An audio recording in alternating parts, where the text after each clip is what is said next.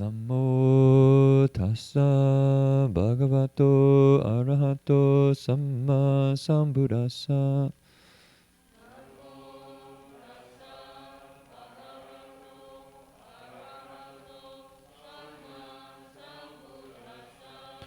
Homage to the blessed, noble, and perfectly enlightened one.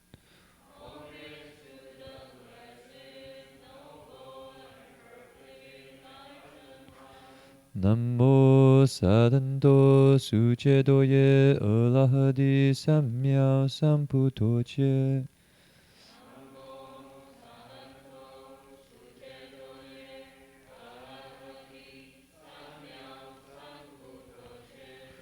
Wu sang san san wei miao fa, bai jian wan jie nan zao yu.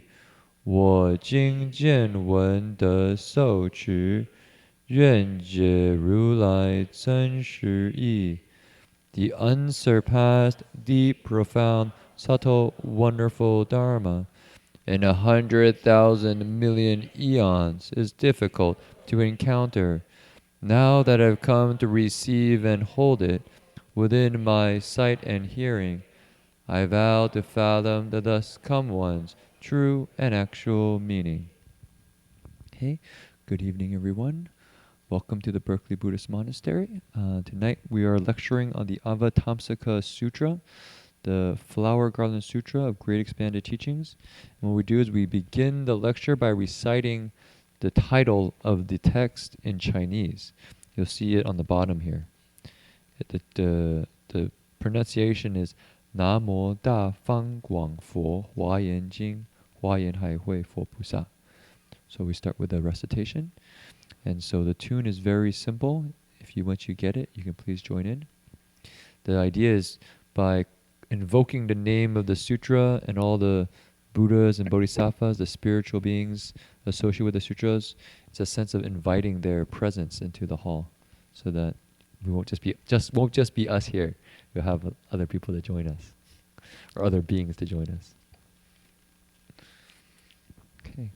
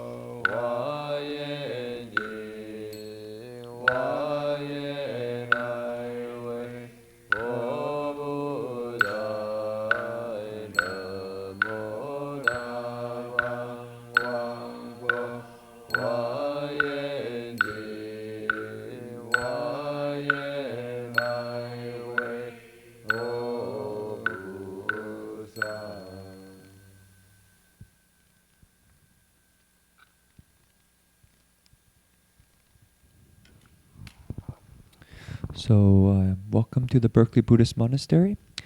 If you could please open the text in front of you to page 12 and 13.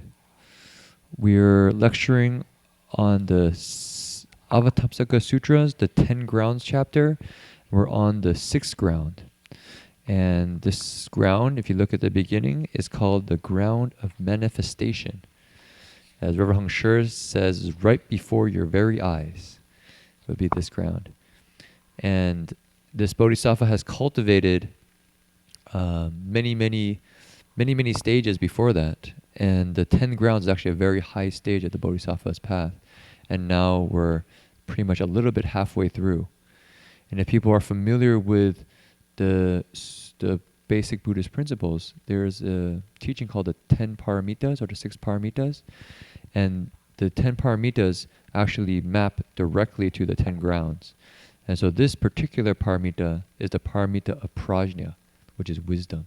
So the teachings we have tonight are teachings on the teachings of emptiness and wisdom. And so what you'll find is that sometimes it's a little bit hard to understand with our dualistic mind. The teachings of emptiness in Buddhism talks about a place where our minds are not working in duality. It's working at a place past that.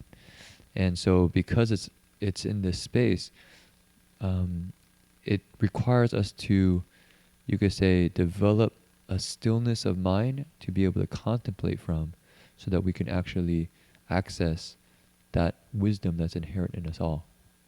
So that's, I would say, a little bit of the context for what we're going to be going through tonight. Tonight, Dharma Master Jingfo will start. He will explain the passage at the bottom of the text on page 12, and we'll go see how much we want to read. There's basically a whole section as one big chunk.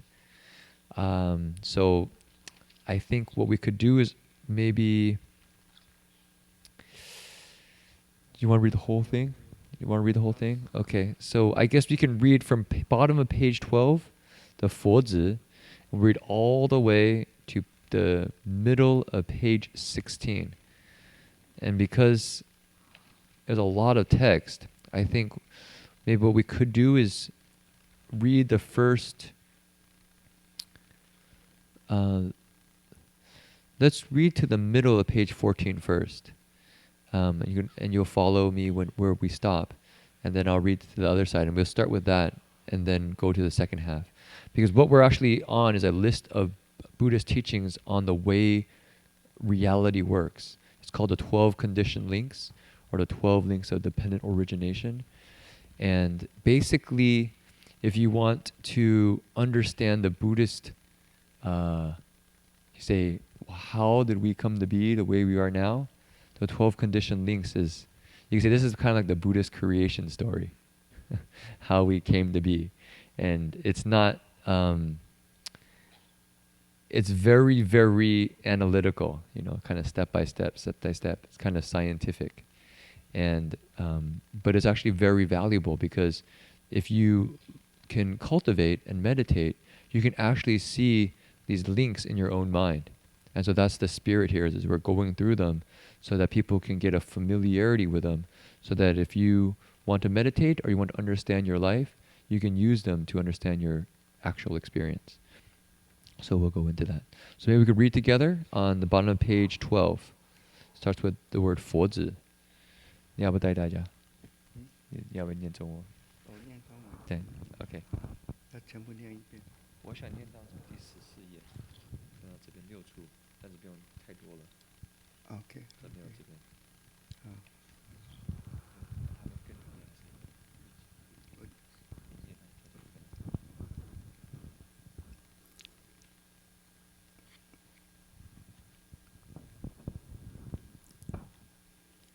好，我看我们大家一起念好了，会念中文一起念就比较快，比较省时间。 Since we have a lot of text, we'll recite the text together. So just, if you are not familiar with Chinese, the romanization is below, and some of the Chinese characters don't really sound like English. For instance, ZH is what? Zhong, Zong, it's Zong, so just try your best. X here, XING is Xing, so maybe like an SH sound. So just try your best. OK 。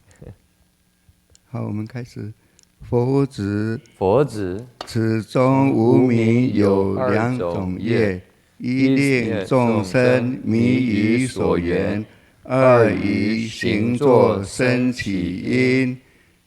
行已有两种业：一能生未来报，二以事作生起因。是已有两种业：一令诸有相续，二以名色作生起因。名色已有两种业：一互入成，二以六处作生起因。六处已有二种业：一各取自境界，二以处作生起因。You want to stop here? Okay, so we can read the English together. So on bottom of page 13. Okay, put our palms together.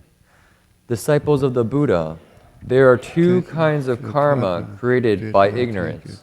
The first kind confuses living beings about what is conditioned, and the second provides the cause for the arising of activities. Activities also have two kinds of karma. The first is that of being able to bring forth future retributions. The second provides the cause for the arising of consciousness. Consciousness also has two kinds of karma. The first kind allows all existence to continue. The second provides the cause for the rising of name and form. Name and form also has two kinds of karma. The first mutually aids each other's creation. The second provides the cause for the arising of the six locations. The six locations also have two kinds of karma. The first grasps at its own states. The second provides the cause for the arising of contact. Okay.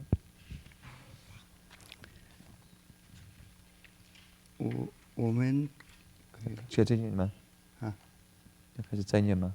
或者已经要读完了。好 ，OK， you keep. Okay, we'll finish the whole section. So we'll start with the 处。Okay, start. 处已有两种业：一能处所缘，二以受作生起因。受已有两种业：一能领受爱憎等事，二以爱作生起因。爱已有二种业：一染着可爱事，二以起作生起因。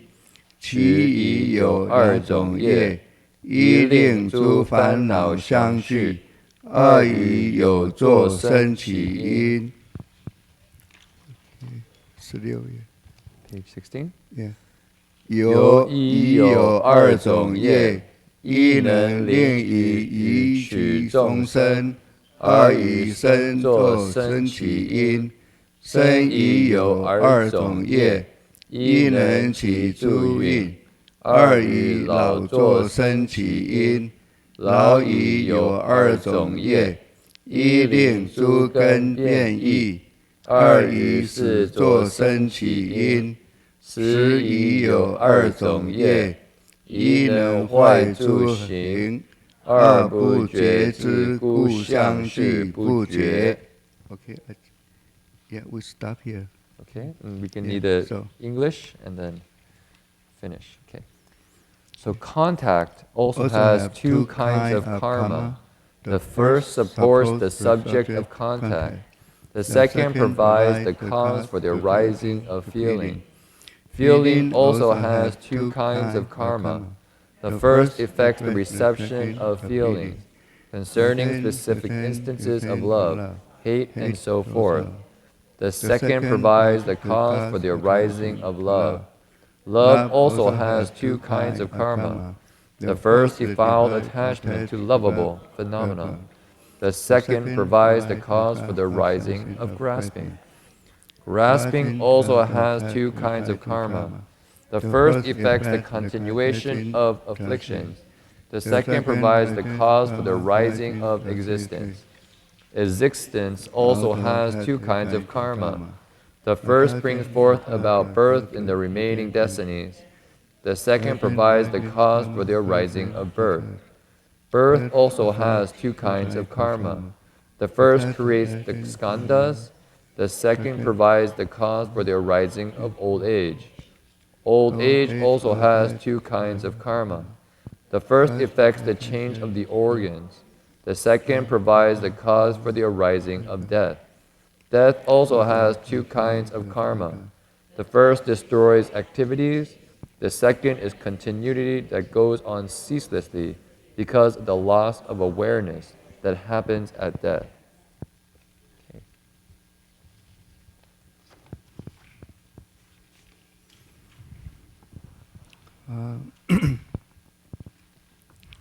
可以看看。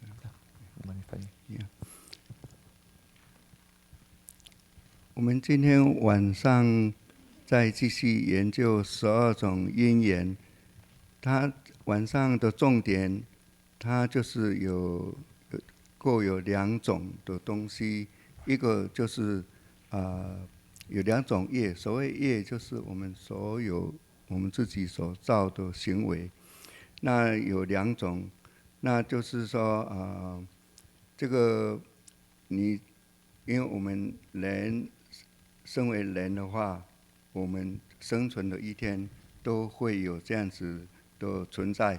那这样子的存在，像今天晚上他所讲的，依照楞严书抄，而不是楞严书抄，就是华严书抄，他解释这2种，第一种就是自业，就是我们自己所造成的业，因为我们还是生存的时候都一直有业，有善业、恶业，自己造的。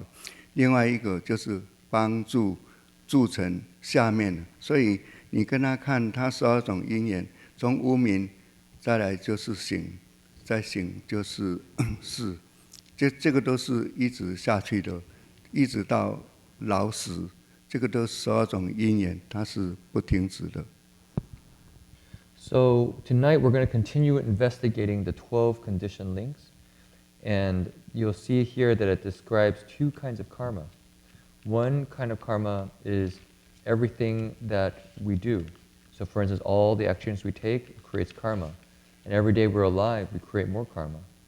In the commentary on the Avatamsaka Sutra, it talks about how the karma that we create comes from what we do. So the first on each of these lists is what we do, the habitual process.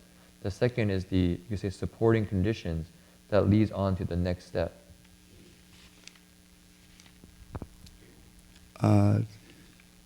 给大家看一下，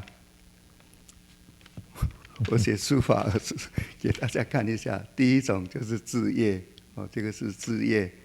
然后第2种就是我们晚上所讨论的助业，就是会铸成下一种的这个一个发生的事情，所以变成我们12因缘都一直在跑，都一直不能够断。那是不是不能断呢？也不一定，就是看你怎么做看就是我们要学习智慧，有智慧你就可以断它。像我讲一个我们历史上比较有名的一个故事。Okay, so our master Jingfo wrote 2 pieces of calligraphy. One is the calligraphy for 自业, which is the kind of the karma you create yourself, the actions you take that creates karma. And the other one is the karma that is supported, so it kind of supports the next step of the link. So if you imagine the 12 links, you can just think like a chain, and they're all linked together. And so they each connect to each other and continually cycle on. They kind of continually link to one another. And so to actually be able to break it, to stop this process, requires a lot of wisdom. So Jingfo is going to tell a story from a very famous story from history.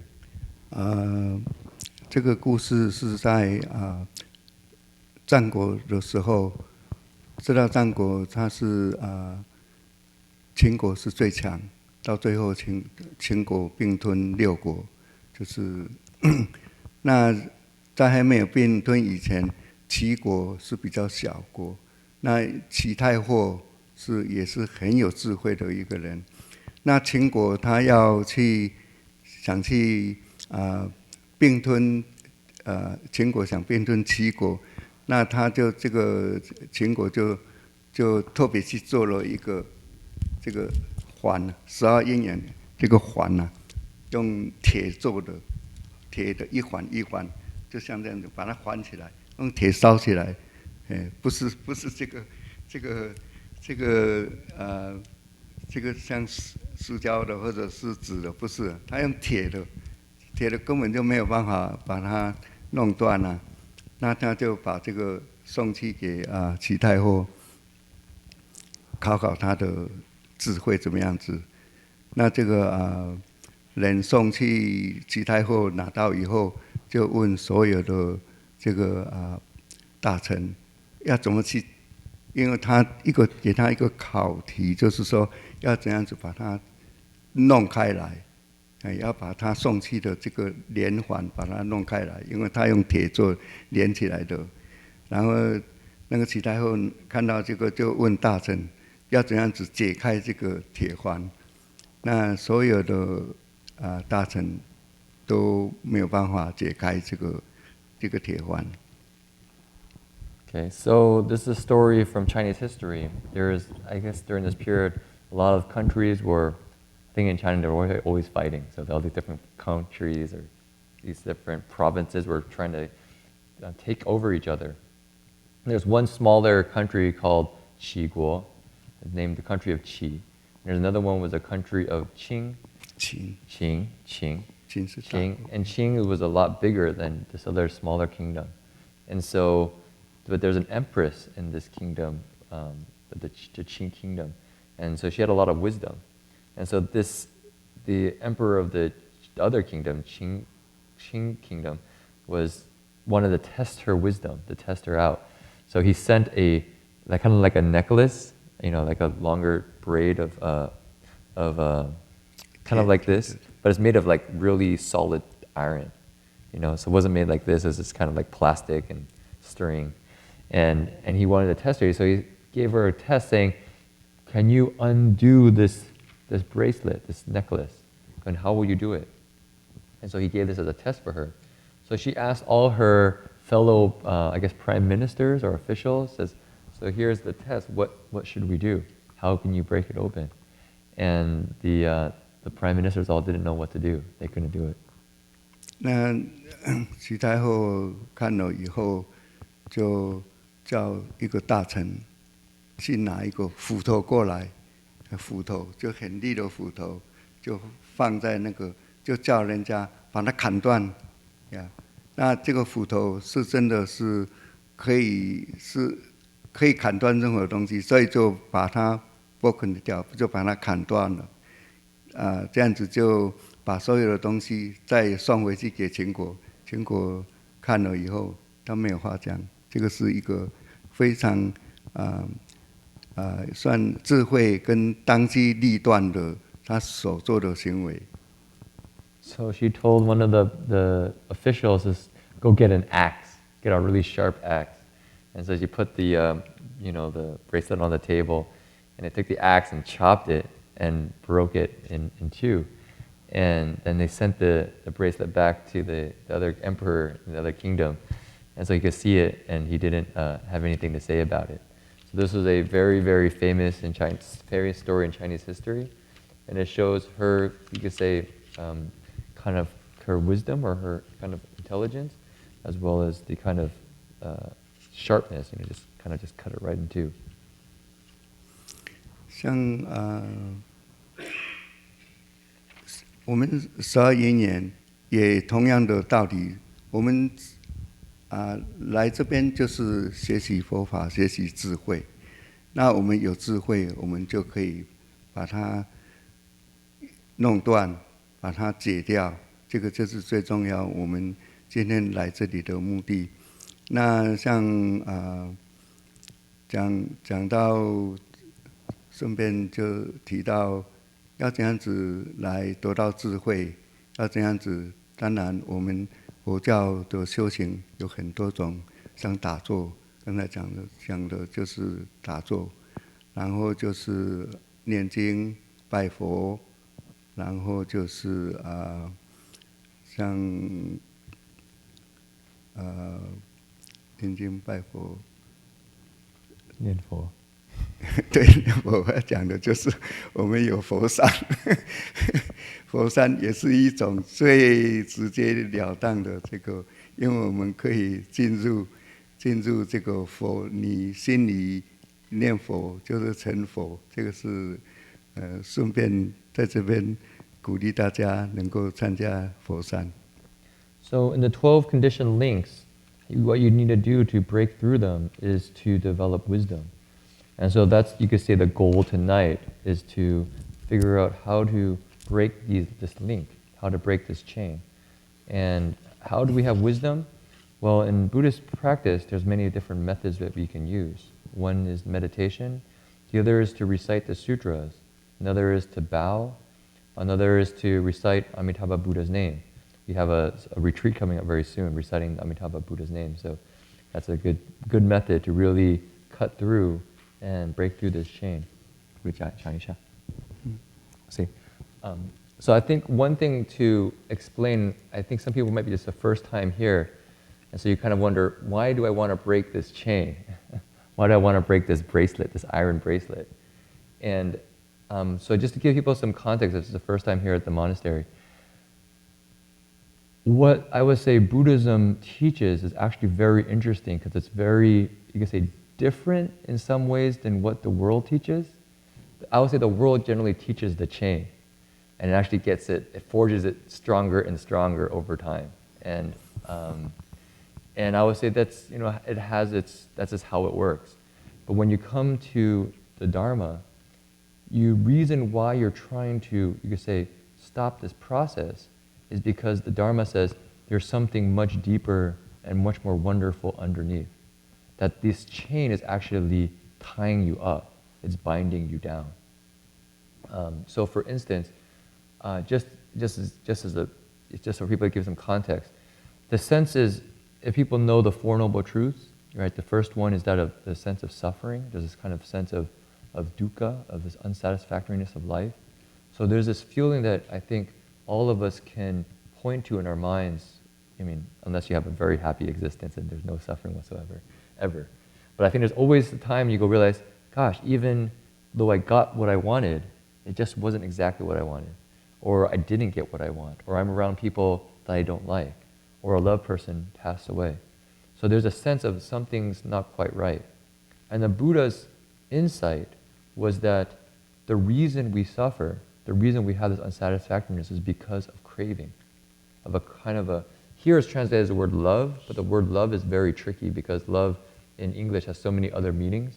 This is this kind of lacking, this sense of almost like an addiction. We just can't free ourselves from something because we're addicted to it, we want it. And so the Buddha said that experience is why we suffer. And this is actually, I would say, very different than how we understand this in the world most of the times, because in the world, most of the times we think of happiness as getting what we want. If we can, if I like this. So the thing about the monastery, there's not too many things that are too attractive to get. Like, for instance, the computer over there or something, although that computer is fairly old, so it's probably not too attractive. But, you might think, okay, I want something like that. And so your mind goes out to want it. And when you say, okay, I got it, you kind of get a sense, oh, I have it. But all of a sudden, at that point, the mind looks for something else to get. So the Buddha says, actually, that is unreliable. Going out to find happiness won't get you happiness. In fact, where you will find happiness is by letting go of that craving. So on this 12 conditioned links, one of the places that's the most effective place to apply energy in the Buddhist teaching is at that link right between craving and contact. Basically, this sense of actually contact, feeling, love. This right there between feeling and love, is right where you want to apply energy, where you want to apply your you could say, mindfulness, concentration, awareness, because it's at that place that you can free yourself. And if you free yourself, what happens is, just like when we let go of an addiction, somehow our hearts and minds are more free. It's a little bit lighter, it's a little bit freer, and the habitual ways of seeing the world that we usually see things through no longer limit us. So what happens with the 12 links is that every time we cycle through this link, our vision gets narrowed and gets smaller and smaller and smaller and smaller and smaller, till we're just seeing the world through just a small lens. But the more we're able to break through the links and let go, our vision gets broader and broader and broader, and we see more and more.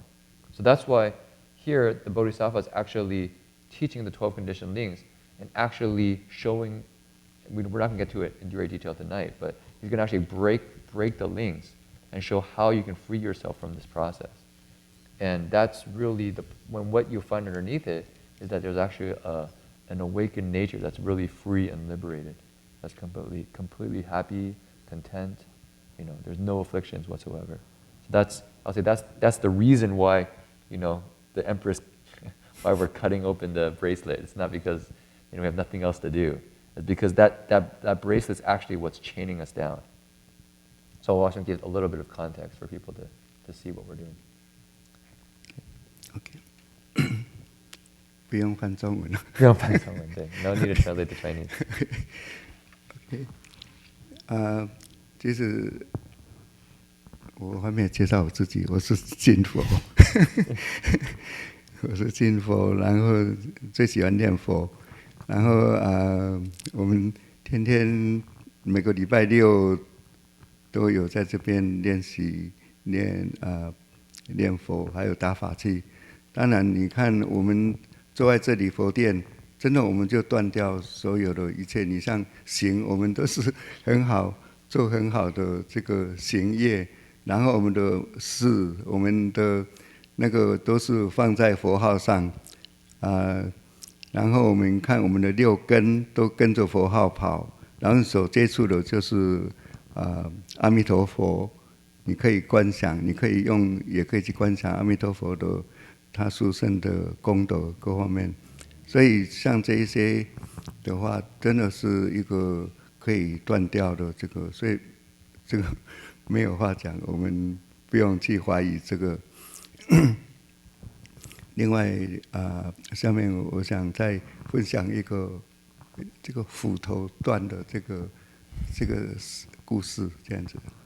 Okay, so Dharma Master Jingfo said, I didn't introduce myself. My name is Jingfo. Fo is the actual word for Buddha. And that's because he really likes to recite the Buddha's name. And that's his main Dharma practice. And so every Saturday we recite the Buddha's name together and we practice the Dharma instruments together. And if you look at the 12 conditioned links, if you recite the Buddha's name, it's a very effective way because when you recite, your activities, which is the second link there, is actually reciting the Buddha's name. You start this habit to really recite. And then your consciousness is filled with the Buddha's name. And your 6 sense organs also are basically focused on Amitabha Buddha. And so then your contemplations and your process is all immersed in Amitabha Buddha and not going off and doing other things. So it's a really wholesome process of transformation. Okay.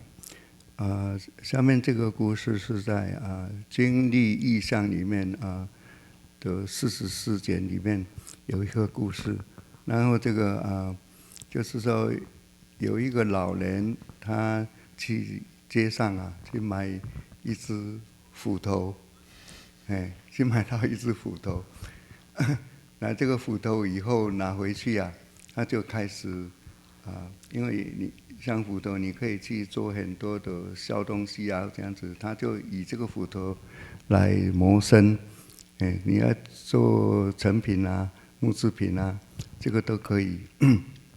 那这个他用这个斧头他做了用这个斧头用了大概10年以后，然后这个斧头本来有大概1尺多长了，它变成用掉一半了，剩下5寸多。那这个5寸多他还是在继续用。那刚好这个时候有一个人啊，这个从那个经商的人回来以后，他看到这个老年一个斧头。Okay, so there's another story. I'm not sure what collection of stories it comes from, but it talks about an elder who I think came across an axe. I guess he got an axe, either he bought it or received it. As he had an axe, and this axe was very useful for him. So he used it to make a lot of things. He can make furniture. He can make, all the various things that he could do with his axe. So he used it a lot. He helped a lot of people. And he used it for over 10 years. And so the axe used to have like a foot blade. I guess it was a big axe. And then over time he used it so it came down about just 5 inches.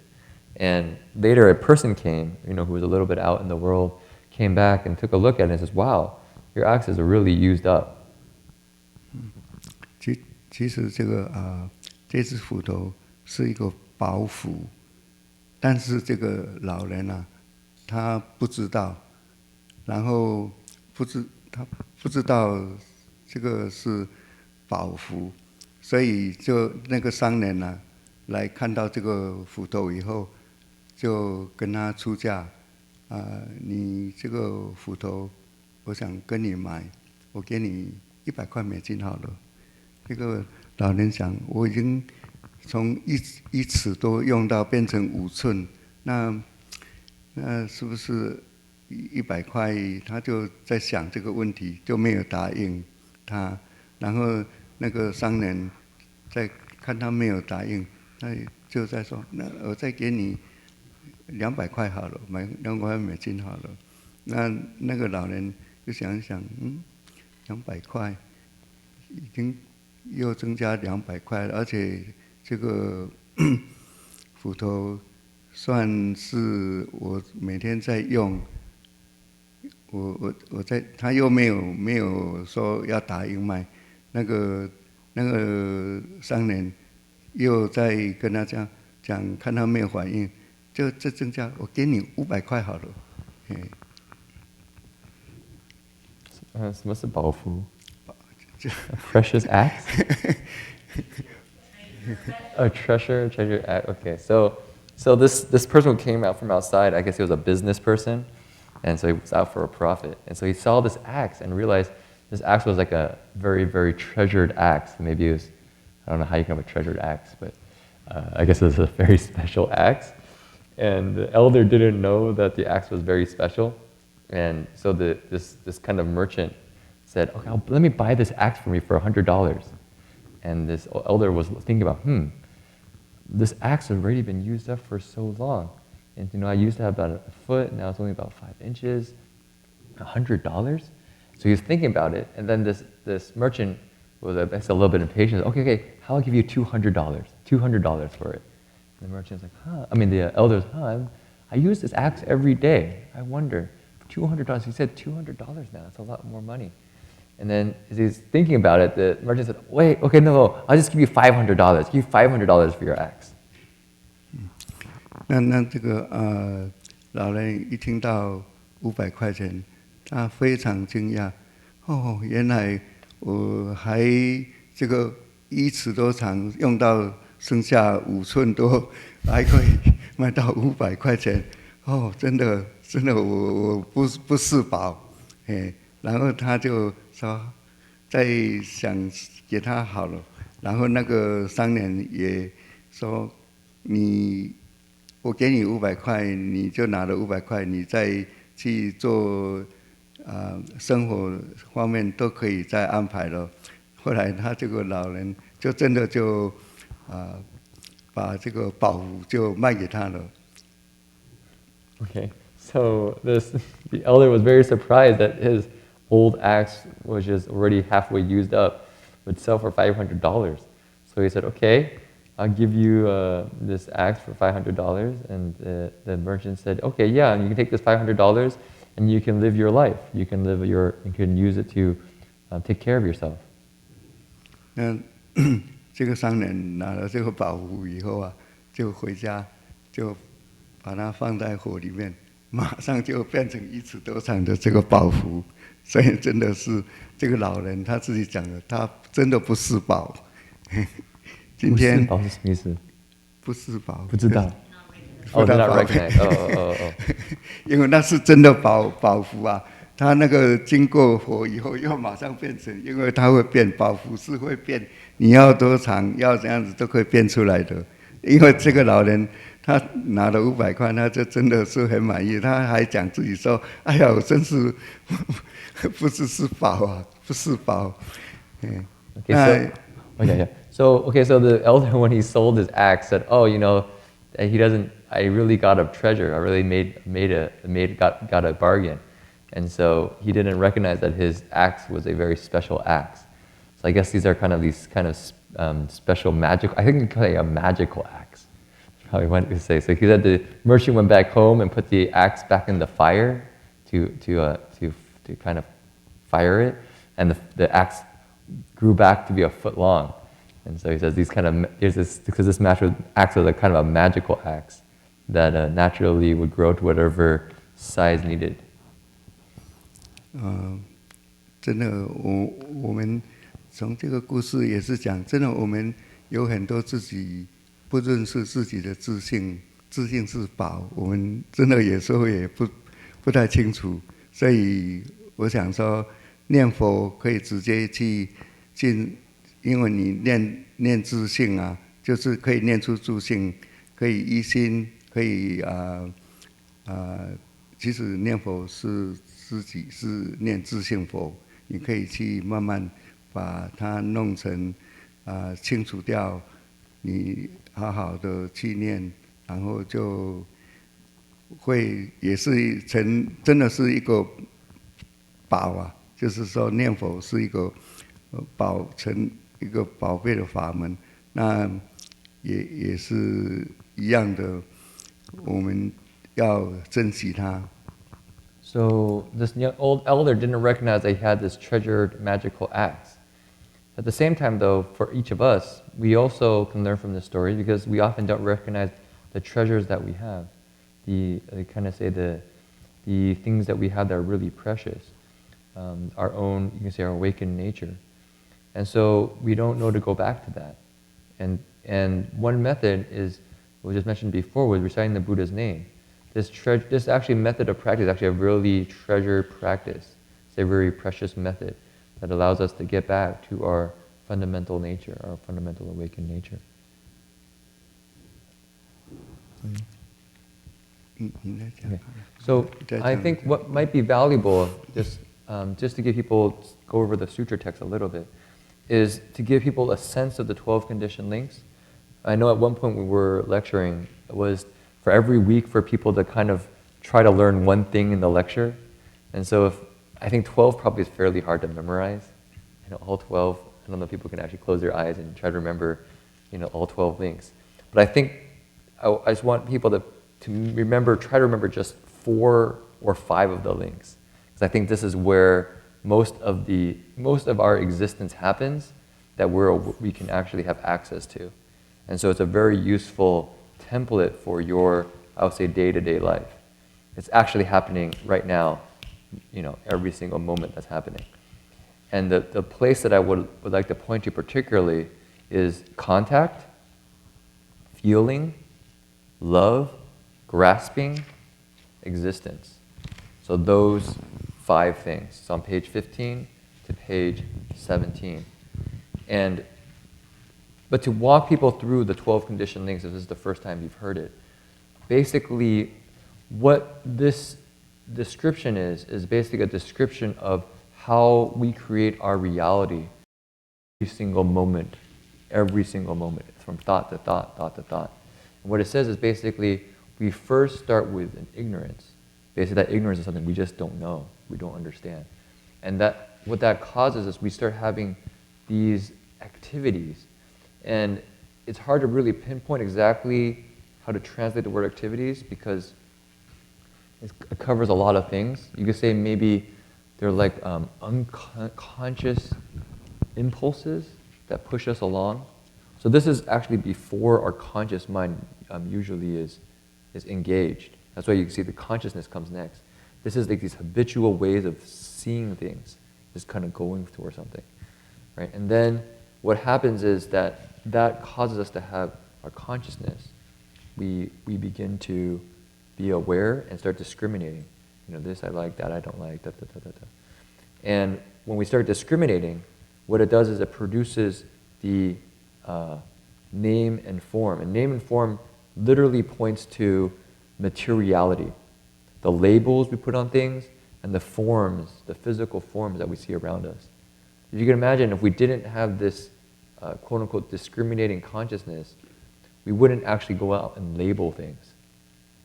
So as I said, this is a little bit deep, but I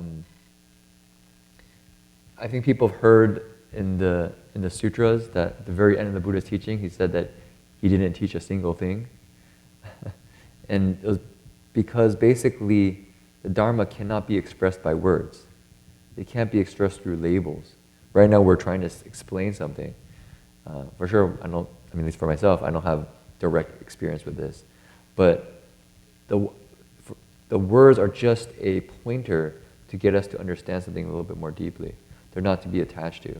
And so here at this stage, labels, categories, the physical world, it comes into existence. And our body, say the 6 locations, is our body, say the eyes, ears, nose, tongue, body, and mind, the 6 sense organs, they arise from that materiality, and then contact happens, right? Contact. So basically our senses go out and engage what's around us. And the reason I say to start there to remember it is because that's where most of us are. If you have really, really deep meditation, they say we can actually pull back our senses and unify them. But you'd have to maybe go for a long Chan session to get to that state. But for us, most of the time, we have our senses, and our senses are going out. And for instance, my eyes see this mic stand. My eyes are contacting a sense object, a sight, and I discriminate, right? So then you say there's feeling is the next step. And so feeling is basically only 3 types. So this is actually not too hard to remember. It's basically like, dislike, and neutrality. And kind of like you don't really have any experience with it, attraction or rejection. And so it says basically when we contact something, which is very natural, we have 3 experiences. So for a mic stand, since I'm not really much of a musician, my experience is mostly neutral. And I go, wow, that's a really nice mic stand. I wish it was mine. But I might be look at a other object, that has some attraction to me, like a computer screen, a computer or something. And I grew up in Silicon Valley, or there's a camera. Actually, I'm not that into cameras either, so the camera doesn't quite get me. But we actually had some camera stolen in the monastery, so that the thief who actually came to steal the camera saw the camera, and his feeling was he wanted it, right? So he had a like, right? A like. Okay, so he went to like, and the next stage in this process is love, or craving. Oftentimes it's translated as craving. In the Sanskrit, it's called trishna. It's a thirst. A thirst, you want it, right? So if it's something you like, then you want, ooh, I want. So or you don't like it, I don't like it, ooh, I hate it. Ooh, I don't want it next to me. Or if it's neutral, you don't really have any reaction. So you can kind of see this is fairly logical, right? You can think about our day-to-day experience. We see something, we have either 3 reactions to it, and out of those 3 reactions, it leads to this next step in this process, which is either grabbing it, wanting it, rejecting it, or really not doing anything with it. Right? Okay, so the next step in this process is grasping. Is basically we go and we take it. Or if we don't take it physically, in our minds we grasp it, we attach to it. And this is where you start beginning to see the suffering starts, I think if it's an object that we want and we can't have, we attach to it in our minds, and we start in our minds a process where we're unhappy because we don't have that object. We've attached to it. That's a natural reaction, and this links what's happening to us.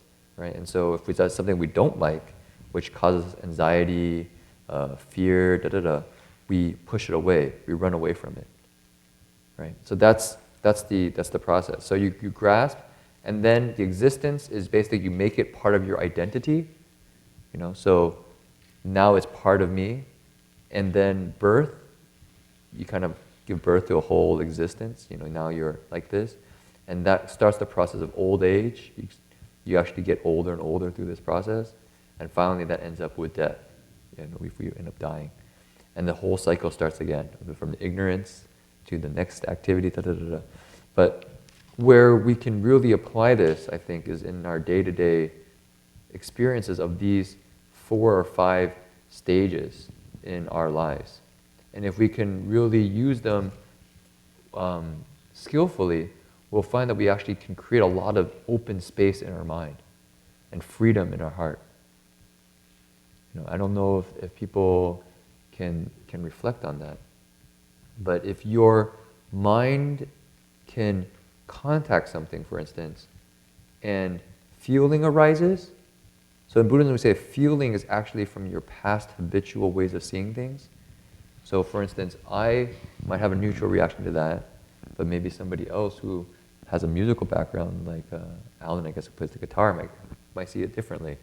We each perceive it differently at that stage of feeling. But the Buddhist practice, when we say have a method like meditation or reciting the Buddha's name, is that rather than jumping to the next link, which is love, which is a thirst or a want, you put your mind on your practice and you don't start the cycle. You don't continue the cycle. So you can say at that point you break the chain. Because the earlier you can break the chain, the freer you are. If you're, already, for instance, if you are already really, really angry at somebody, it's fairly late in the game. To get yourself to not be angry, take back the words you said, it's a little bit late in the game. It's still okay, maybe you can apologize, but it's a little bit late in the game. But if you can catch the first moment of irritation in the mind, and then don't follow it, you don't have to deal with all the karmic links that follow afterwards. So that's what it's saying here. So basically, link after link after link after link. This is just what's happening. For the Bodhisattva, he's able to go back and break the first link, which is ignorance. And that's what allows, you can say, a complete freedom and a complete kind of awakening. But for us, I would say most of the time, if we can just work at that place between feeling and love, we'll find that we can actually develop a certain amount of freedom in our mind and our space. I don't know if that makes sense. But I would say that's worth remembering. Contact, feeling, love, grasping, and then existence. Those 5, I would say, is mostly where we're turning most of the time. I don't know if that's clear in terms of how I explained it, but I think that's actually really, really important to reflect on. I mean, one other thing I was thinking of sharing, because I think people know I'm actually right now a student in the university we have in the City of 10,000 Buddhas. So most of my brain now is actually thinking of essays I have to write. I'm back as a student, the suffering of a student. But actually one topic really relates to this really well, because the last paper I wrote was actually on Freud, which I think people probably know a little bit about, which I think actually is responsible for a lot of how we kind of instinctively think about ourselves in America, at least for myself. I can see that way of seeing myself kind of in my own mind. And that's what I thought was actually interesting, because the paper was on looking at Buddhism and looking at what Freud taught and seeing how those link together. Because Freud actually describes this process quite a bit too. But his process starts with the love stage, which he calls it instincts, right? And basically from there, he has these 3 instincts that move us through our lives, which is very similar to actually what the Buddha said. Buddha actually also gave 3 instincts. And those three drives, one is for sensual pleasure. So this is actually makes it much more detailed for that particular link right here, which is love. One, sensual pleasure. We want to kind of get comfortable. We kind of want to, if there's something that will please the senses, we move towards it. It's the kind of sensuality. That's one type of drive we have in our minds. The second one is a kind of a drive for immortality. Freud calls it the life instinct, right? The first one was kind of the libido. The second one's like the life instinct. And the third one is this kind of wish for annihilation, kind of non-existence. It's like, I looked at with Freud, it's kind of like the death instinct. This kind of this aggression, this kind of this energy. And so what I think is interesting when I reflected on it is that I think for many of us growing up in modern society, just with a kind of a scientific educational framework, what we tend to see ourselves as is as a kind of a biological entity. We start, kind of with the base instincts, and we create a civilization through these contracts so that we don't kill each other. I think this is a philosophy people know, that basically we have American society with our social contract, because if we were just out in the state of nature, Jing Fosher and I were out in the state of nature, I'd maybe just hit him over the head and steal his stuff, right? So therefore we get into a society where we agree, okay, I won't kill you, you won't kill me, so we give up that freedom of killing each other, right? And that's actually what formed the American, what we are. You see, the life, liberty, and the pursuit of happiness is based on the social contract that came from John Locke, which is based on Hobbes, which is one philosopher who basically said in the state of nature, that's what human beings are like. Okay, so it's fairly deep in our culture, and I think about it, and it actually comes to this, particularly because it says we actually have this instinct that's really ingrained in us, and that's pretty much who we are. And what I like about this particular list, and particularly about Buddhism, is it actually says that's not all we are. There's actually something else going on. And that's why in the 12 conditioned links particularly, the Buddha actually shows that where this whole process starts and how we get to this place. And he says if you can let it go, in fact, you'll actually be even freer. And so it's a complete different, I would say, different orientation of the mind, where emotions, experiences no longer have to be repressed, which is kind of Freud's unconscious mind, is that you see experience and then you repress it. You don't like something, so you repress it, or you're afraid of it. In fact, you can actually face it directly and just observe it and then let it go. And through that process, you're liberating your mind and your heart. And it's an active experience that you can actually feel.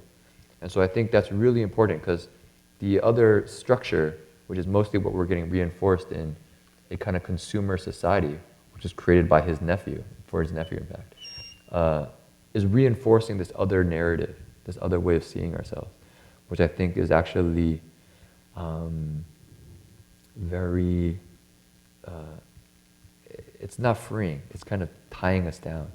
And so if we can see through it, see that this is just one part of the cycle, the chains here, and it's just chaining us down, but the more we can take the axe, as Jing Fosher gave a lot of stories about the axes, we can cut it off, we'll find that we'll be freer.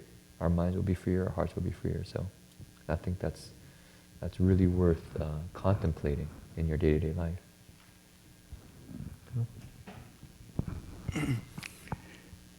Uh, 金传师跟学生，我们每个礼拜四都在一起跟他们讲佛法，就是给初级的。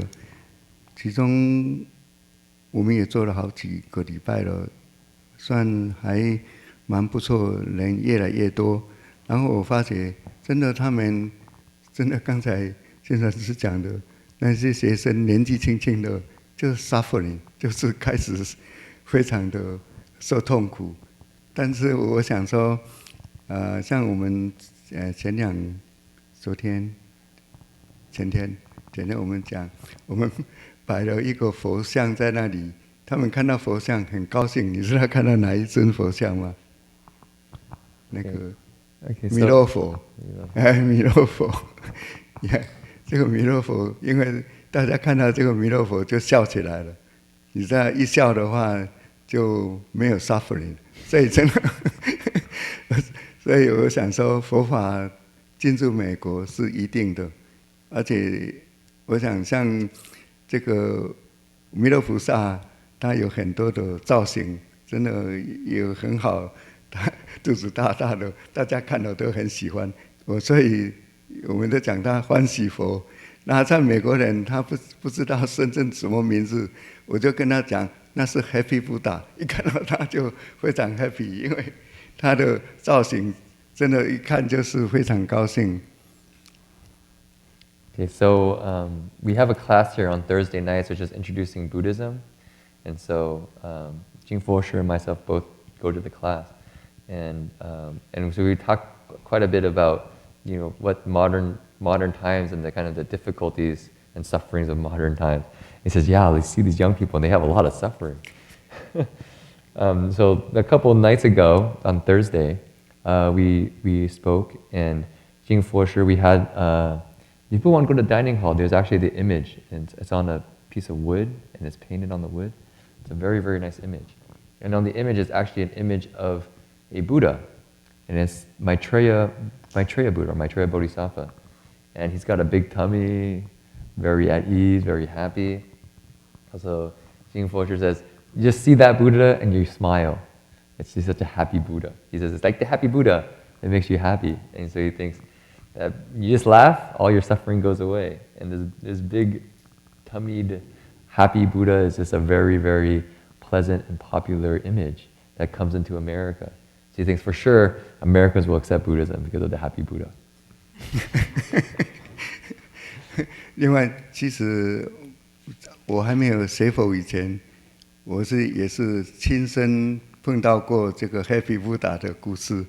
这个因为我19月份回民宿达，然后我去看我们以前的这个老朋友，就是 Ashley Furniture， 它是目前世界最大的家具公司，它大概全世界有1-20万工人，是我们以前的一个伙伴。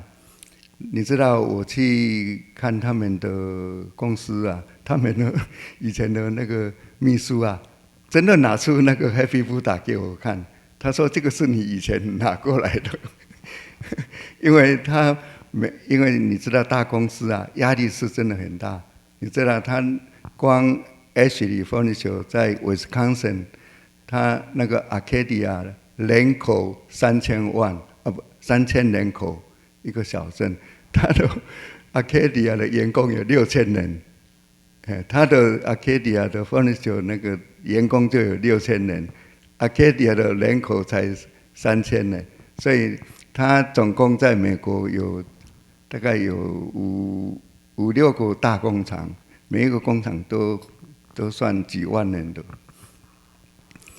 那个而且他在这个事发生在应该是算我40岁，现在30多年前了。因为他们去台湾啦，他们真的压力很大。他们去要什么东西呢？他们就是去买弥勒佛，弥勒佛小尊的弥勒佛，然后不只是买一尊啊，因为他们很多弟子，美国工厂很多啊，一下子都是买10来只这样子拿过来，因为他们像那个一个律师的儿子，他那时候也是高中生啊，他说压力很大，而且他爸爸是律师，那压力更大，然后他每次他一定要看那个 Happy Buddha， 因为看了以后就心里很高兴，这个是一个非常，我觉得。真的 Happy Buddha 看了你就非常高兴，不会生什么烦恼的，所以我也是希望大家能够啊，假如说真的家里有一尊那个 Happy Buddha， 也是你一看到就 happy， 这是非常好，非常好的一个事情，分享给大家。So he has a story about the happy Buddha. Maitreya Bodhisattva. So at that time he hadn't learned Buddhism yet. He hadn't really studied the Dharma yet.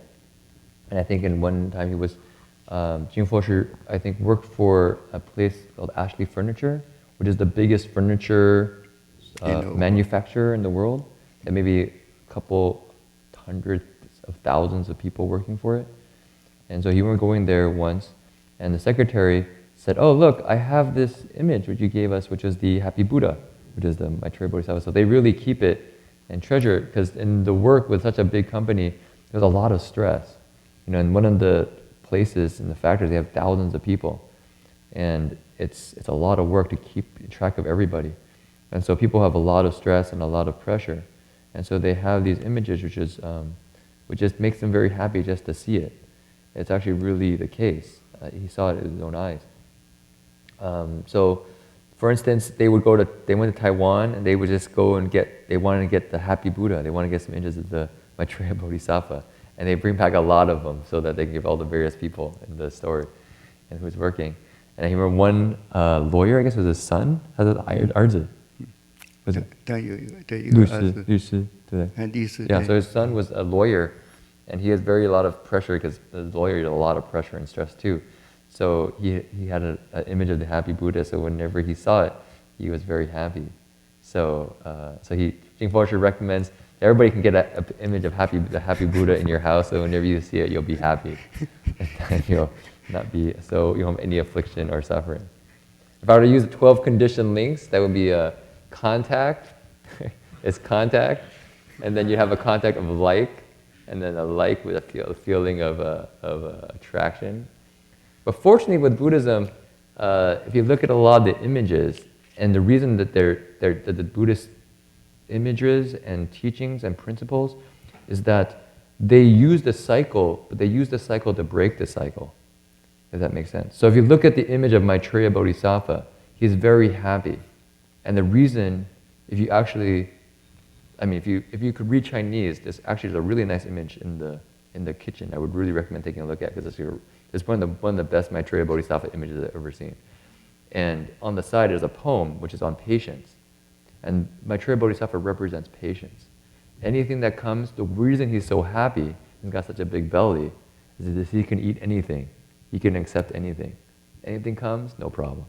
That's why so the idea is, if you get that spirit, anything comes, you just kind of let it go. Well, it's no problem, just let it go. And so that's what I'm saying, you use the cycle. So our eyes see something, we have feeling we like, but the principle that it brings into our mind is dharmic, which helps us free ourselves from the structure of confusion. So that's the spirit. And also the kind of the humor, and the Jingfo Shi says, happiness is definitely a very good antidote for suffering. So if you have this kind of joyfulness, it also plants a good seed in the mind. More? Okay. 再讲一下这个佛，因为在印光大师里面有提到，我们要看一切人都是菩萨，所以我想依照我信佛，然后我想说，我们看一切人都是佛，那这样子的观念的话，对自己会非常帮助。我们就像你知道。常不轻菩萨，一切都是可以成佛，也一切众生以后都可以成佛，所以鼓励大家，修行当然我们也要走对地方，就像我们来万佛圣城，我们有好的道场，正法道场，那就是非常正确的。那像上人也是都鼓励我们以后大家要成佛，大家不成佛，他就不成佛。所以我讲是非常很好的鼓励。我们成佛以后，什么东西都可以解决，就根本就没有这些suffering的事情了。阿弥陀佛。So one of the great Buddhist teachers, Great Master Yin Guang, he encouraged everybody to see not just happy Buddha, but you see everybody as bodhisattvas. You can see everybody as Buddhas. And this is a very, very helpful, a very, very useful practice. Because if you can see everybody as Buddhas, then you will never disrespect anybody. There's a bodhisattva named Never Slighting Bodhisattva. He never disrespected anyone, and he only respected everyone because in the future, they all had a potential to become Buddhas. And so if we can embody that spirit, then we can cultivate and walk the right path. And for instance, people who come and practice at the City of 10,000 Buddhas, it's a really wonderful place to practice because it's a place where people are really applying effort, trying to take a really, you could say, authentic practice, authentic Dharma, and apply it in their lives so that they can realize Buddhahood. And the Master Hua, the founder of the City of 10,000 Buddhas and the monastery, he basically said that if we don't really realize Buddhahood, then he'll wait and he won't realize Buddhahood. So he's kind of waiting for us. So we really want to apply energy and cultivate. So Amitabha. I don't know if there's any questions, or I can continue to explain 12 conditioned links.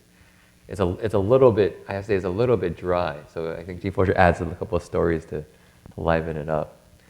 But it has a purpose for it's such an analytical text.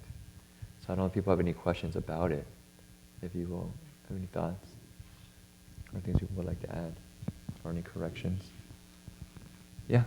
Well, I have a question, but I don't know if it's too technical. Is the 12 links a psychological one, or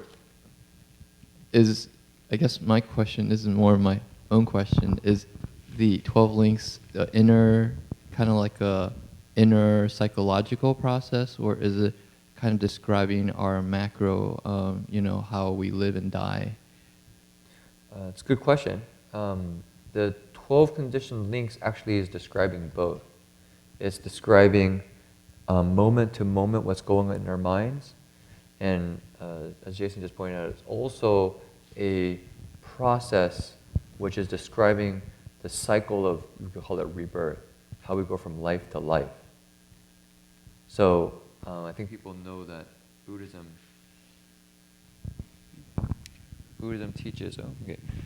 teaches this teaching on rebirth, or the cycle of rebirth, and that we're caught in this cycle.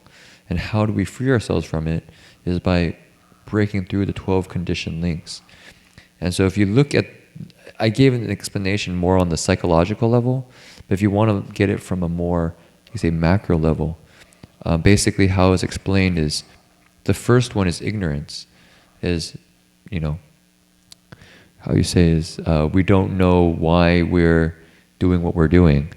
And you could say the traditional explanation of ignorance is, man falls in love with woman, woman falls in love with man. Why did they fall in love? They don't know. And that's ignorance. And so they have activities. And then, which everyone guess what activities is. And the consciousness comes, which is the child who has just died, is the consciousness. And that consciousness basically, it's actually very interesting. So I don't know if people believe in the whole idea of rebirth, but at least it may be a useful reference point. So maybe you can put in your data bank for the future. So when you actually are dying, you can say, well, maybe I can think about this to see if this maps your experience when you're actually dying. But the experience of dying in Buddhism, how it's described, is basically we're on the, our bodies are pretty much deteriorating, but we still have consciousness. And at one point, our consciousness leaves the body, and we're in this kind of intermediate state where we're basically actually really confused and really anxious because we've used our entire life identifying with this body as me. So it's like all of a sudden, who am I? What am I doing? And there's a lot of anxiety. And so at that point, the impulse, what we want to do is to find another body as quickly as possible so we can not get out of our anxiety of what we're experiencing. So that's the consciousness. So what the Buddha describes is that basically we see this kind of spot of light, and we fly towards the light, which is our future parents, and then we go to the parents, and that's our consciousness goes to this place of light. It's actually the sperm entering the egg, is that they say creates this light in kind of this other world. and the consciousness goes directly into the, into the egg, and that's, now you have life. And so from there, the development of the child is going through this process of name and form. You start creating the material world, the physical reality that we're living in. And the 6 locations, which I mentioned was the 6 sense organs, that's the body developing. The fetus in the womb developing, develops an arm, develops a head, kind of grows in the womb. And at that point, there's contact, right? It contacts the mother's womb. There's a feeling of contact. And there's feelings of like, dislike, neutrality, which I just described. And there's feelings of love, like attachment to the mother, attachment to the feelings of comfort in the womb, And then there's, goes on to identifying. So you say, that's me. This is them they want to hold on to. And then birth happens. So you get born from the womb, right? And then, actually this is an interesting one, because I remember one of this Dharma talks from one of this very, very senior monks named Ajahn Amro, who was a big inspiration to me when I first started learning Dharma. And somebody asked him about, death and all the causes for death. People get sick, all these kind of things, people die. He says, well, in Buddhism, if you really look at it, the Buddha said, what was the cause of death? He said the cause of death was birth. Because when you're born, the natural result is you die. That's the actual cause of death. If you actually were to say, cause of death on the death certificate, cause of death was birth. That's why we die. Okay, so that's what it says here. Basically, when we were born, we get old, and then we die. So you can't really avoid it. Once you get born, you die. So you cannot die. So the Buddha's insight was, if you don't want to die, you don't get born. You don't start this whole cycle. And so that's the process. And it's not that when you don't get born, you enter in this empty nihilism. And that's which is really easy for, I would think, in the West to misinterpret Buddhism as a kind of nihilism. The Buddha actually taught explicitly what he's teaching is not nihilism. He's teaching this really deep, profound wisdom. And he's just trying to describe to people what's actually happening. He's just saying, this is what's going on. And you don't have to believe it, but I want to let you know so that you can use it to free yourself from your confusion and your suffering. That's why he gave this teaching. And so this teaching on rebirth, I think is something that in the West, since we don't really believe in, we don't grow up with a sense of, a cycle of rebirth. That's something that maybe is in Indian culture, and in other Asian countries, the idea of rebirth is fairly common. But in the West, we usually see it as, we have Christianity, which is Christianity believes, you have this kind of life, and then you get reborn, but you only one rebirth, which is in heaven or not heaven, which is not so pleasant, or you just die and that's it. Our body disappears and we're done. So in the West, we don't quite have this concept of rebirth. But the Buddha says, actually, this is how things are happening. And what I want to do is I want to give you some tools so when you're going through this process, you know what to do. You know what to do. And so, for instance, at the process of death, the Buddha says, basically, it's a really important moment because you're basically deciding your next existence.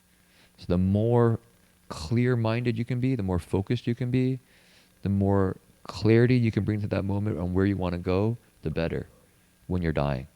So that you don't just, by instinct, go to, they say you can end up in an animal's womb. You can end up in whatever realm because you don't really know what's going on. And so the Buddha actually says, we actually choose our parents, which is kind of interesting to think about, because in the West we usually think about, as you kind of take your parents for granted. I didn't have any choice in the matter. My parents chose to have me, so, But the Buddha actually said, you actually chose your parents. So, why do we choose the parents we chose? I don't know. That's ignorance. But but the idea is, well, how are we going to deal with that? How are we going to work with that? And so that's where the Buddha gives some explanations. Says, if this is what's happening, how do you free yourself from the suffering? In fact, what we just went over today, 12 conditioned links, isn't actually just Buddhist.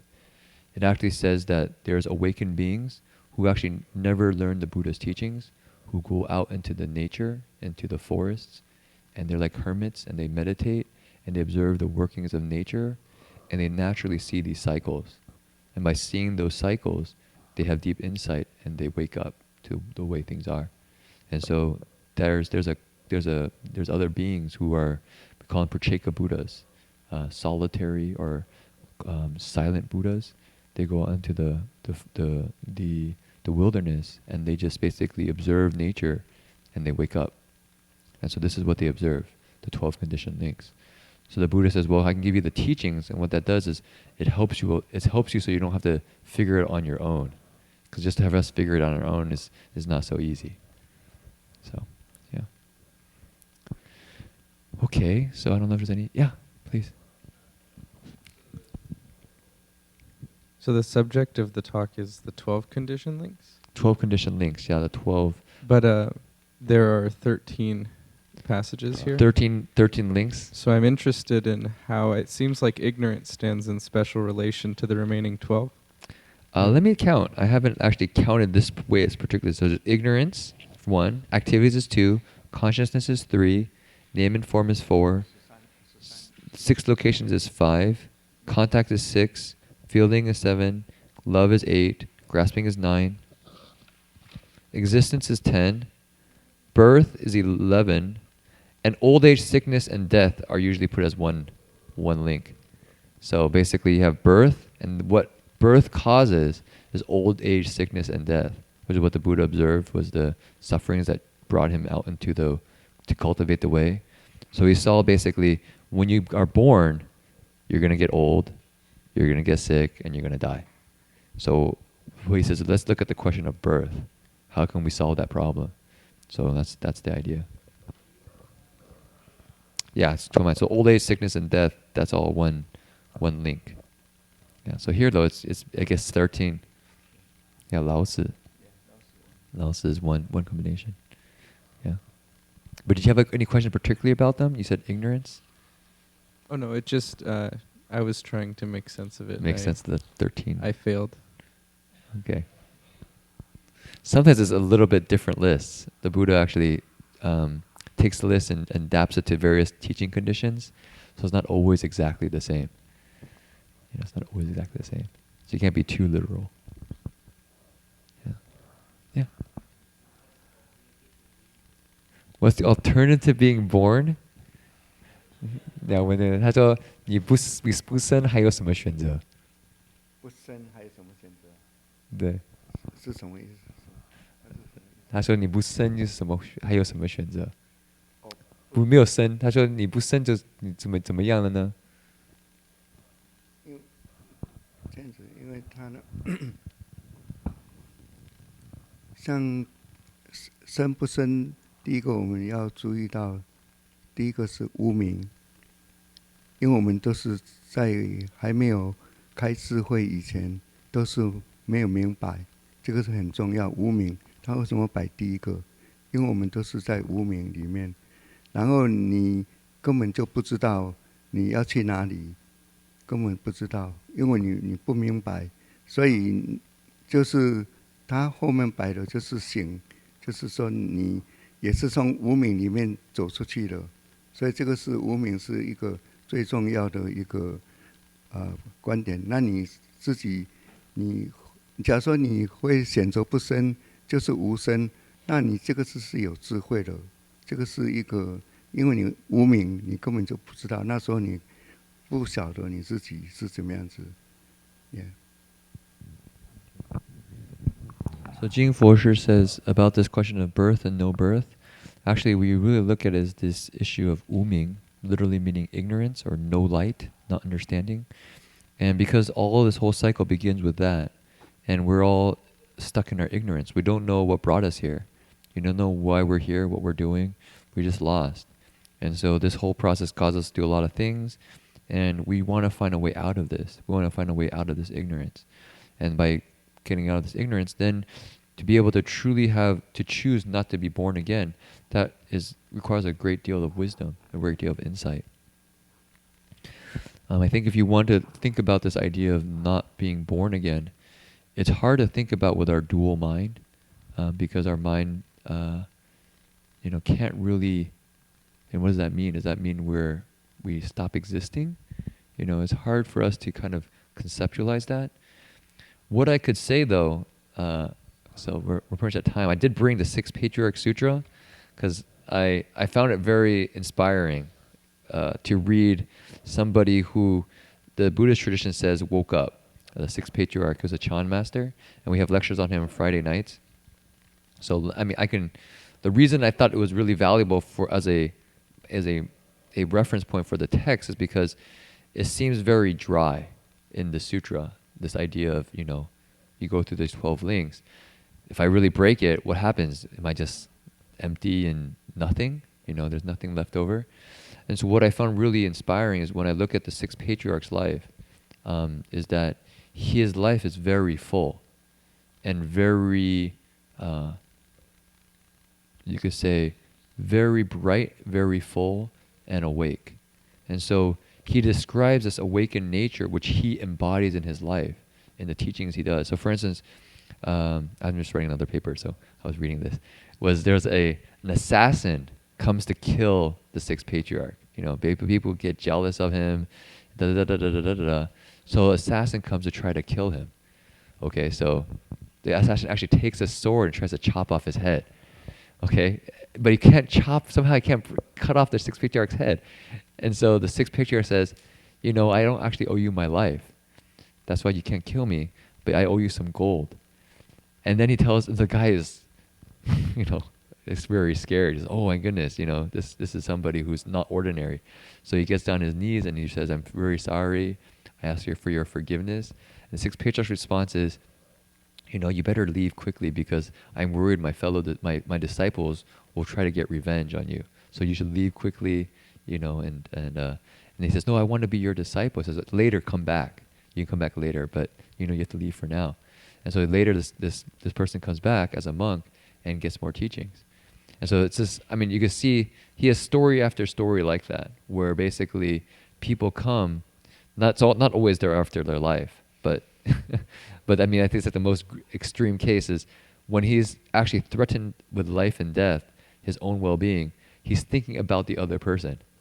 He's thinking, oh, what's his well-being? Oh, you're suffering, you have difficulties. How can I get you out of it? And he teaches the person. And so activity, instance after instance after instance, it shows somebody who is abiding in a place of no birth. He's in a space of kind of awakening and is able to respond to what's going on. So yeah, as we have a cell phone. So yeah, so that's, I don't know if you like, you can take a look at the Sixth Patriarch's life. It's just a very inspiring story, which I think makes the idea of emptiness much more real because you can actually see it embodied in a person's life in the sutra text. Okay. 刚才那个陈妍玲他问说可不可以不生，是不是？他问你你不生就怎么办了呢？你不生就怎么办？为什么要不生呢？为什么或者是怎样子不生？不生有什么好处？不生。What's the good point about having no birth? What's the alternative? 你还有什么选择？你不生还有什么选择？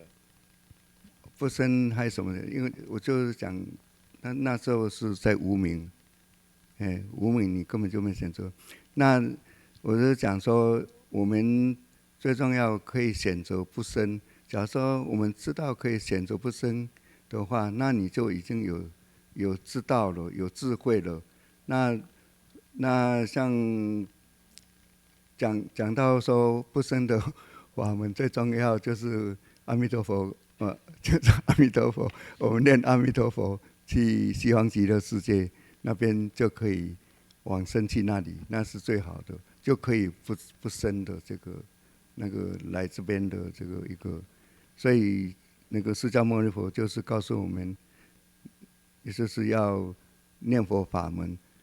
所以这个刚才有讲了，因为我们有无明，那我们知道念佛法门就已经知道了，就已经明了，所以这个是很重要的一点。那不生有什么好处？我不知道，但是我想说，我们怎样子可以不生，这个是很重要的，呀。So Jing Fosher says, so knowing that you have if you have a knowing that you have a choice of either not being born or being born, it shows you have a considerable amount of wisdom to be able to understand that you have that choice and see what you're doing with that. And so it's not easy to have that. And he says one of the best ways actually to not be born is to actually, you can recite the Buddha's name and choose to be reborn in the Pure Land of Amitabha Buddha, and then you don't have to be reborn here in this, you can say, in the Saha world, and ultimately realize this realization of non-birth. I think if you really want another way of looking at it, the Bodhisattva actually can then choose how he's born. That's another element of it, is that you get a freedom. Your freedom to choose to be born or not born. You actually have that freedom, and that's real freedom. You know, for most of us, we just have no choice. We just get born. We just go from moment to moment. I mean, you don't have to make it abstract like getting born in your next life, but like every moment of our day, we get attached with everything that we touch. You know, some advertisement comes and we get sucked in. You know, those are the moments of birth that we can really watch in our mind. And if we can free ourselves from it, we can actually, quote unquote, not get stuck in this cycle over and over and over again. And the more we're free from it, the more, I would say, liberated you are. You'll find that you'll be, the less of these cycles you start, the more freedom you have. I don't know how else to say it. It's an actual experience. If you actually, like, if you're addicted to something and then you're not addicted to it, what's the experience? I'm not addicted, but what is that? You know, it's you can't really point at it. You have to have that experience. Like, oh, okay, I don't want to be addicted because that was very painful. You know, so you don't want to be, quote unquote, born in the confusion and ignorance. So because it's very painful. Yeah. Okay, so Phil, you have one last thing? Oh, Black Friday. Yeah, I was telling Jing Fosher, because Jing Fosher said we should have the Amitabha session. I was like, wow, you're going straight up against probably the biggest religious holiday in America, Black Friday. And actually, probably next to Christmas, we got shopping. That's definitely the American religion. If you look at different cultures, they make these huge, religious structures in various cultures. That's where they put all their time and energy. These great cathedrals, great monasteries. So in American culture, what do we make? We make these huge sports stadiums. So that's one religion. We have sports. We have huge shopping malls. That's another religion. We have shopping. What else do we got? Entertainments, movies, movie industry. So that's I would say the quote unquote religion of our modern culture. And monasteries are fairly small. Yeah. Okay. We have our transference. Oh, I don't think we have too many announcements. We have the announcement next week, starting Friday. We have the Amitabha session for Friday, Saturday, and Sunday. Friday, Saturday, and Sunday. Mark, did you get any answer about Thursday night? Do you know if the spirit? Okay. So Friday, Saturday, Sunday. 邀请法会的时候，请居士上台讲法，可能我们会选我跟法师讲过的。Okay, so 看请居士起来，就是跟圣城一样的，就是法会完以后，但是我们法会完礼拜天没有，所以我们可能会礼拜五或礼拜六，我们再来选讲法的人。Okay, so Dharma Jingfo is saying, so the Saturday night next week will be a little bit different. But so Friday, Saturday, we'll have evening lectures during the session. And the idea is maybe some people, the participants, might want to share some of their experiences. So we'll have the evening lecture at that time. And so if you have a chance and you want to come participate, you should definitely talk with Jing Fosher or myself. We're pretty full, but I think if we really want to, we can try to see if you can participate. It's definitely a really good way to calm down the mind for a couple days. But it's Black Friday, so we have no judgment in Buddhism too. So go wherever you like. Oh, and he was saying that so during those Friday or Saturdays, we will ask maybe some of the lay people to share their experiences, to speak some Dharma. So So people who are interested, you can let us know too. Okay. Okay, so you can find your transference of merit. It's on the back of the sheet here. Cutie. And the idea is from sitting here and being very patient with Jing Fosher and myself. I'm sorry, we're very new at this, so you sat through a whole hour and a half of us. So that's a lot of merit.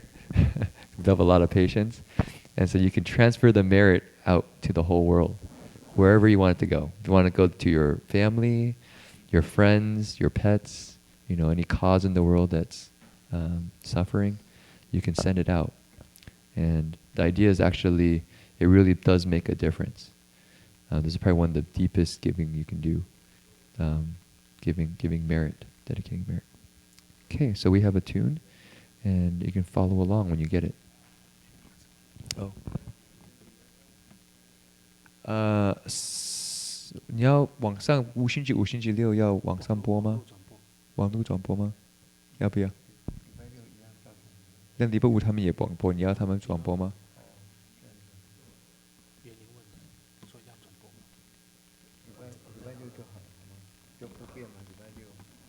？Just Saturday. Maybe just Saturday? Yeah. We'll talk about it. I think probably just Saturday. Okay. Yes. Oh, Friday we start at 8 a.m. for the 8 precepts. For people who are completely new to coming to a session like this, I'll actually be doing an orientation in English for anybody who's new. If you don't speak English, you can let me know, then we can try to find something else to orient you. But we'll do it at 9 o'clock in the dining hall. So we'll kind of tag team. Jing Fosher will lead the session, and I'll have little breakout things in English to kind of explain what we're doing. So that'll be happening. So Friday, 8 o'clock, we'll transmit the 8 precepts. And at 9 o'clock, we'll have orientation for new people for the first time. And in the Buddha hall, we'll just start reciting. Yeah. So Friday. You'll see the schedules on the wall, on the door in the hallway. Yeah. Okay. Yeah.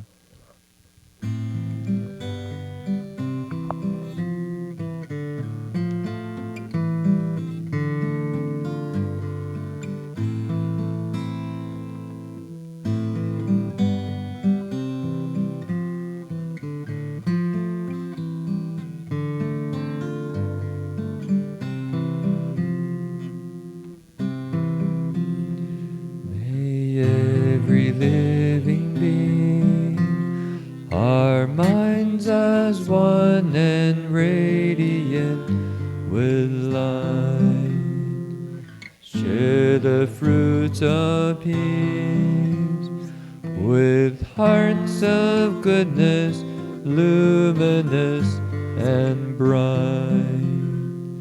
If people hear and see how hands and hearts can find in giving unity, may their minds awake to great compassion, wisdom, and to joy.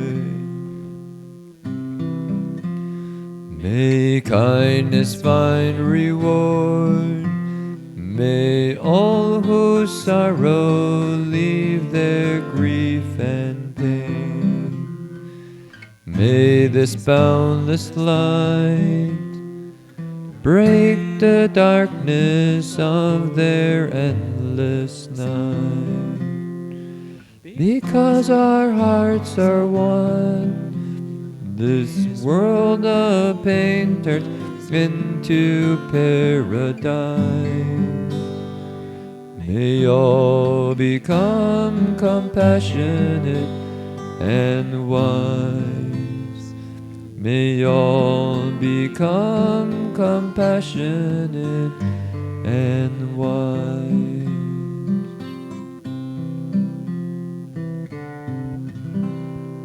Okay, we can all please stand and bow to the Buddhas.